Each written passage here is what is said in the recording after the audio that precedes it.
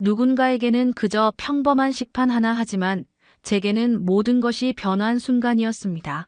조리원은 위생모 꼭 써야 되는 거 몰라. 차가운 목소리와 함께 제 머리 위로 쏟아진 우유.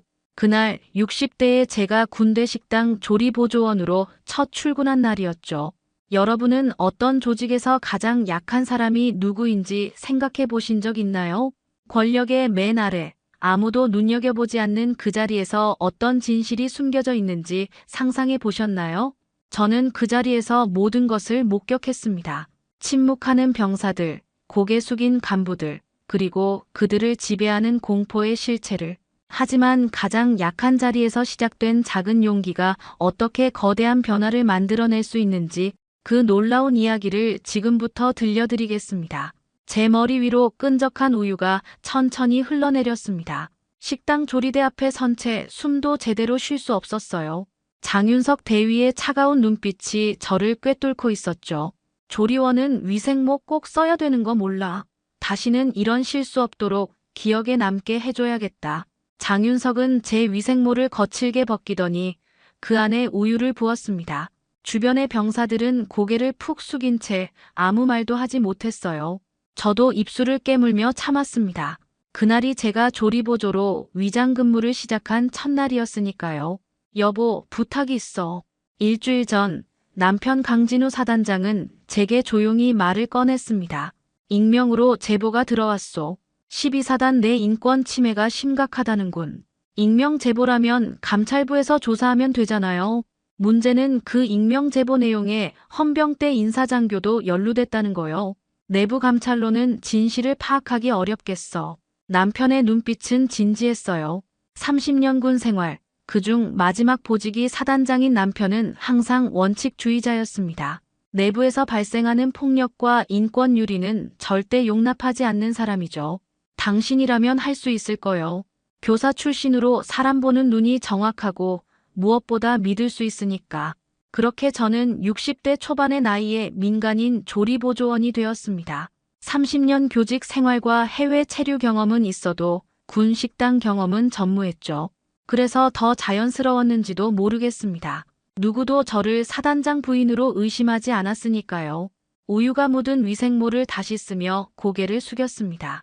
처음 겪는 수모였지만 이상하게 두려움보다는 분노가 차올랐어요. 눈앞에 장윤석 대위가 제보된 인권 침해의 주범임을 직감했습니다. 죄송합니다, 대위님. 목소리를 죽이며 말했죠. 장윤석은 콧방귀를 뀌며 돌아섰습니다. 그 뒷모습을 바라보는 병사들의 눈에서 공포와 체념이 보였어요. 조리대 옆에서 일하던 최영숙 씨가 다가와 어깨를 토닥였습니다. 괜찮으세요? 저 양반은 항상 저래요. 특히 힘없는 사람들한테. 그날 저녁 거울 앞에서 우유범벅이 된 머리카락을 씻으며 결심했습니다. 반드시 진실을 밝혀내리라고. 이건 단순한 갑질이 아니라 조직적 인권 침해였어요. 제 나이 60이 넘어 시작한 특별 임무 저는 이미 현장에 침투해 있었습니다. 저는 둘째 날부터 철저히 관찰자가 되었습니다. 조리보조원 최영숙 씨 옆에서 배식 업무를 맡으며 병사들을 유심히 살폈어요. 무표정한 얼굴로 식판을 내미는 그들의 손이 미세하게 떨리는 모습이 보였죠. 왜 이렇게 소심하게 배식받아? 더 달라고 말은 못해? 제가 한 병사에게 친근하게 물었을 때 그 병사는 당황해 고개만 숙였습니다. 옆에서 최영숙 씨가 조용히 귓속말로 설명했죠. 여기선 눈에 띄면 안 돼요. 특히 장윤석 대위 앞에선. 그 말이 무슨 뜻인지 곧 알게 되었습니다. 점심 배식 시간, 식당 입구에 장윤석 대위가 나타났어요. 그 순간 식당 전체가 얼어붙는 것 같았습니다. 병사들의 등줄기가 곧게 펴지고 웃음소리는 싹 사라졌죠. 장윤석은 배식대 앞에 선 한 병사의 어깨를 툭 쳤습니다. 김준호, 너 어제 훈련장 정리 제대로 안 했지? 식판 내려놔. 아닙니다, 대위님. 제가 직접 확인했습니다. 병사의 목소리가 떨렸어요. 내가 눈으로 봤는데 너 나한테 대든 거야? 장윤석은 병사의 식판을 거칠게 쳐서 바닥에 엎었습니다. 쨍그랑 소리와 함께 국물이 바닥에 흩어졌죠. 주변의 간부들조차 눈길을 돌렸어요. 아무도 말리지 않았습니다. 오늘 점심은 없어. 정신 차리고 다음부터 제대로 해. 알았어. 예, 알겠습니다. 병사는 벌떡 차렷 자세로 대답하고 고개를 숙인 채 식당을 나갔습니다. 저는 그 모습이 너무 충격적이어서 숟가락을 쥔 손에 힘이 들어갔어요. 그런데 더 충격적인 건 주변 반응이었습니다. 마치 일상처럼 모두가 묵묵히 받아들이는 모습이었죠. 왜 아무도 말리지 않는 거죠? 배식이 끝나고 최영숙 씨에게 물었습니다. 말리면 다음 타겟은 본인이에요. 장대위는 인사권을 쥐고 있어서 병사들 휴가, 포상, 징계 모두 좌지우지하거든요. 심지어 간부들도 그의 눈치를 봐요. 그날 저녁 식판을 닦으며 장윤석의 눈빛을 떠올렸습니다. 차가운 얼음처럼 감정 없는 눈, 그러나 그 밑에는 권력을 즐기는 광기가 숨어 있었어요. 이건 단순한 권한 남용이 아니라 조직적 압박이었습니다. 병사들은 물론 하급 간부들까지도 침묵의 카르텔에 갇혀 있었죠. 남편에게 전화의 상황을 간략히 알렸습니다. 당신 말이 맞았어요. 여기 병영에 심각한 문제가 있어요. 더 깊이 들어갈 필요가 있겠어요. 일주일이 지나자 병사들은 저를 무해한 조리 아줌마로 받아들이기 시작했습니다.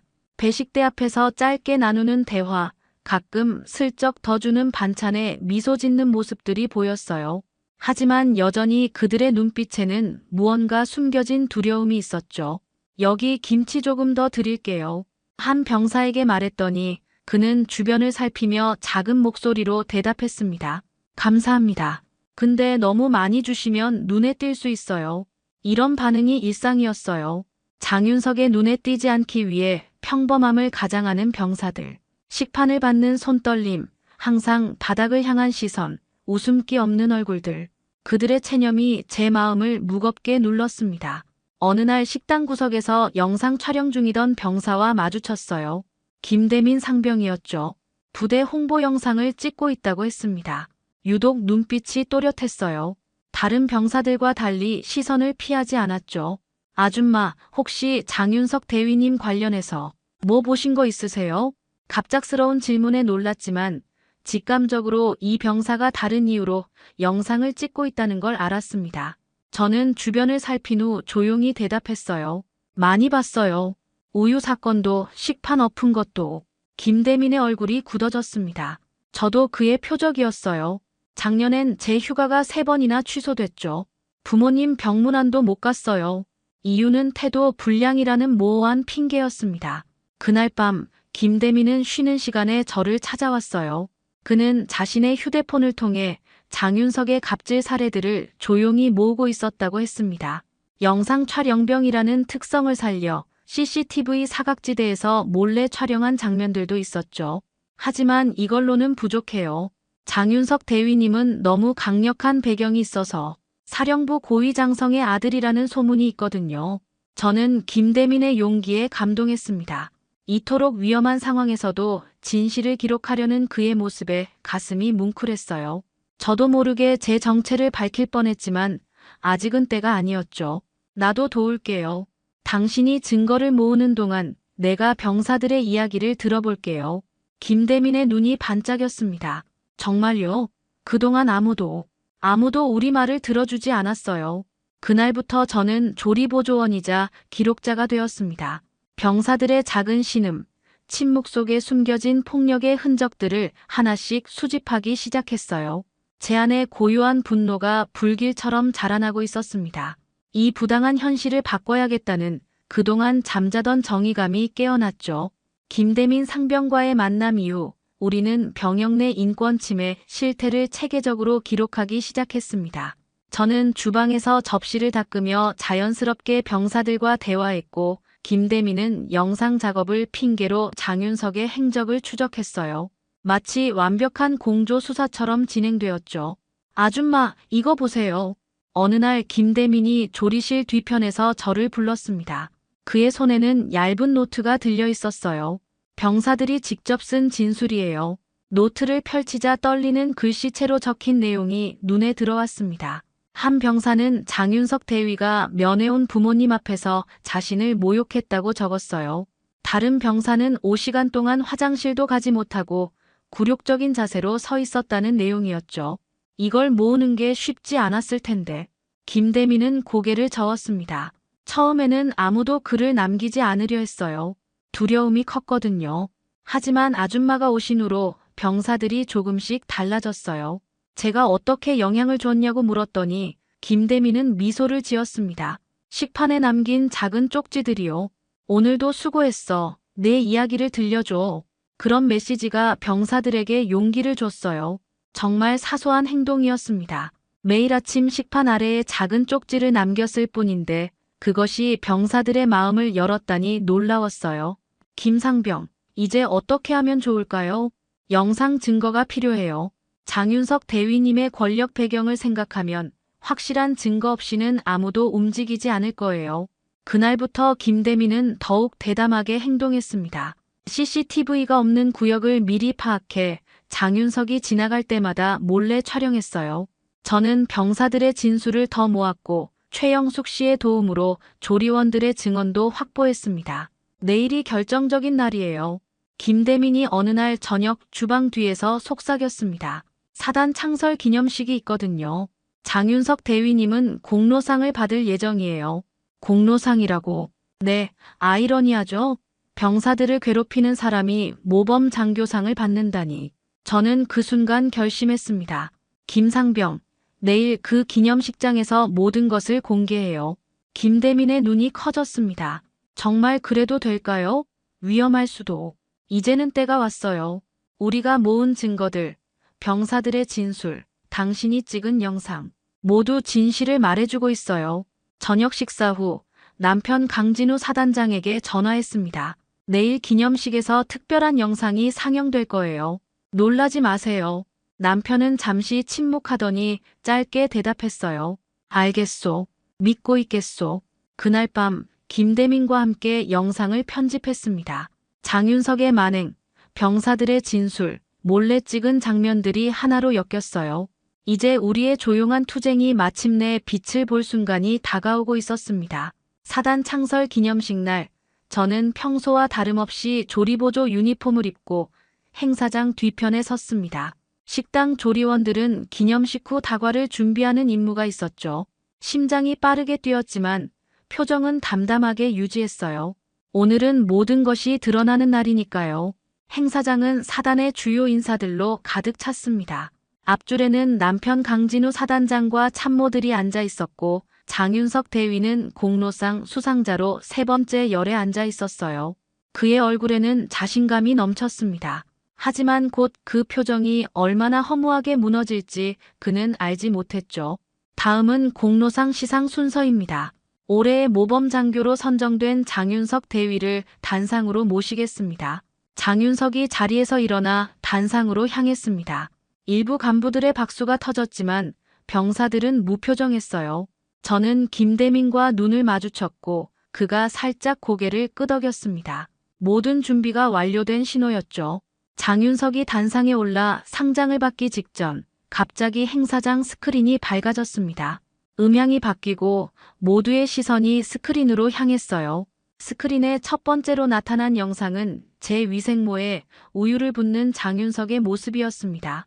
다음은 병사의 식판을 엎는 장면, 그리고 한 병사를 벽에 밀어붙여 협박하는 장면이 이어졌어요. 행사장 전체가 얼어붙었습니다. 이게 뭐야? 장윤석이 소리쳤지만 영상은 계속 이어졌어요. 병사들의 자필 진술서가 화면에 떠올랐습니다. 장윤석 대위에게 당한 부당한 처우들이라는 제목 아래 수십 건의 인권 침해 사례가 나열되었죠. 저는 그 순간을 놓치지 않고 단상 쪽으로 걸어갔습니다. 이 모든 증언은 사실입니다. 제 목소리가 행사장에 울려 퍼졌어요. 저는 박은영입니다. 사단장 강진우의 아내이자 한 달간 조리보조원으로 위장 근무했습니다. 행사장이 술렁이기 시작했습니다. 장윤석은 얼굴이 창백해졌고 남편은 침착하게 자리에서 일어났습니다. 제가 목격한 것은 단순한 권한 남용이 아닙니다. 병사들의 존엄성을 짓밟는 체계적인 폭력이었습니다. 그들은 모두 누군가의 아들이고 동생이고 형입니다. 이들이 이토록 침묵하며 고통받아야 할 이유가 어디 있습니까? 저는 행사장 전체를 둘러보며 또박또박 말을 이어갔습니다. 병사들의 눈에서 처음으로 희망의 빛이 보였어요. 몇몇은 눈물을 참고 있었죠. 장윤석 대위가 자신의 지위를 이용해 얼마나 많은 병사들을 괴롭혔는지, 그리고 간부들이 얼마나 침묵했는지, 이 모든 진실이 오늘 이 자리에서 밝혀져야 합니다. 장윤석은 자리를 박차고 나가려 했지만 2명의 헌병이 이미 행사장 출구를 막고 있었습니다. 남편이 단호한 목소리로 말했어요. 아무도 자리를 떠나지 마십시오. 지금부터 이 사건에 대한 진상조사가 시작됩니다. 폭로 이후 2주가 지났습니다. 저는 여전히 매일 아침 식당에 출근했어요. 이제는 조리보조원이 아닌 사단장 부인으로서, 그러나 변화의 과정을 직접 지켜보기 위해서였죠. 가장 먼저 눈에 띄는 변화는 병사들의 표정이었습니다. 더 이상 고개를 숙이지 않고 눈을 마주치며 인사를 건네는 모습이 보였어요. 사모님, 이제는 병영 문화가 정말 달라지고 있어요. 김대민 상병이 자신감 있게 말했습니다. 그는 이제 부대 혁신팀의 일원이 되어 병사들의 의견을 수렴하는 역할을 맡았어요. 남편은 약속대로 개혁을 진행했습니다. 첫째, 병사 간부 정기 면담제를 도입했어요. 매월 한 번씩 모든 병사가 자신의 고충을 직접 전달할 수 있는 자리를 마련한 겁니다. 둘째, 인사권을 분리했습니다. 이제 휴가, 포상, 징계 결정이 한 사람의 판단이 아닌 위원회를 통해 이루어지게 되었죠. 어제는 처음으로 사단장님과 직접 대화하는 시간이 있었어요. 한 병사가 배식대에서 조용히 말했습니다. 우리 생각을 정말 귀담아 들으시더라고요. 셋째, 익명 고충함을 각 중대마다 설치했습니다. 병사들은 더 이상 두려움 없이 자신의 어려움을 전달할 수 있게 되었어요.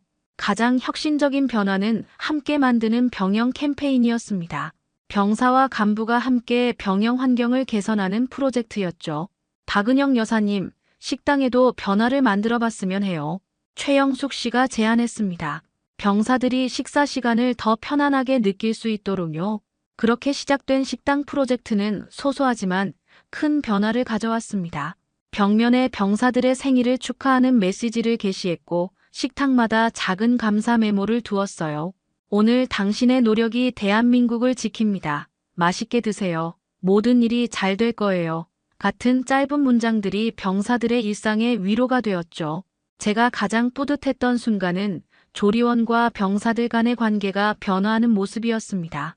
이전에는 서로 말 한마디 없이 식판만 건네던 관계였지만 이제는 서로 인사하고 짧게나마 대화를 나누게 되었어요. 사모님이 보여주신 용기가 우리 모두에게 힘이 되었어요. 김대민이 어느 날 말했습니다. 장윤석 대위 후임으로 오신 신 대위님은 정말 다르세요. 병사들 의견을 존중해 주시고 무엇보다 인간적으로 대해 주십니다. 장윤석은 징계위원회에서 군법회의에 넘겨져 결국 군에서 물러났다는 소식을 들었습니다. 그의 아버지도 더 이상 그를 보호하지 못했죠. 진실 앞에서는 어떤 권력도 무력해진다는 것을 모두가 목격했습니다. 이게 바로 진짜 강한 조직의 모습이에요. 저는 남편에게 말했습니다. 약한 사람을 억압하는 것이 아니라 모두가 존중받는 환경에서 자발적으로 최선을 다하는 모습이요. 남편은 고개를 끄덕였습니다. 당신이 아니었다면 불가능했을 변화요. 가장 약한 자리에서 시작된 용기가 조직 전체를 바꾸고 있어요. 사단장 부인으로서 제가 병영식당에 출근하는 모습은 더 이상 비밀이 아니었습니다. 처음에는 병사들이 어색해하는 기색이 역력했어요. 조리보조 아줌마가 아닌 사단장 부인이라는 생각에 거리감을 느끼는 듯했죠. 하지만 저는 이전과 똑같이 행동했습니다. 같은 앞치마를 두르고 같은 위생모를 쓰고 여전히 환하게 웃으며 배식을 도왔어요. 이제 그만 쉬셔도 되는데 왜 계속 오시는 거예요? 김대민 상병이 의아해했습니다. 내가 가장 필요한 곳이 여기인 것 같아서요. 병사들의 일상이 어떻게 변화하는지 직접 보고 싶기도 하고 사실 저는 이곳을 떠날 수가 없었습니다. 이 부대는 이제 제 삶의 일부가 되었어요. 매주 수요일은 제가 직접 식당 봉사를 자청한 날이었죠. 주말이나 휴가 때 가족을 만나러 온 병사들의 부모님들과 식당에서 자연스럽게 대화를 나누기도 했습니다. 우리 아들이 정말 달라졌어요. 전화할 때마다 표정이 밝아졌다고 하더니 정말이네요.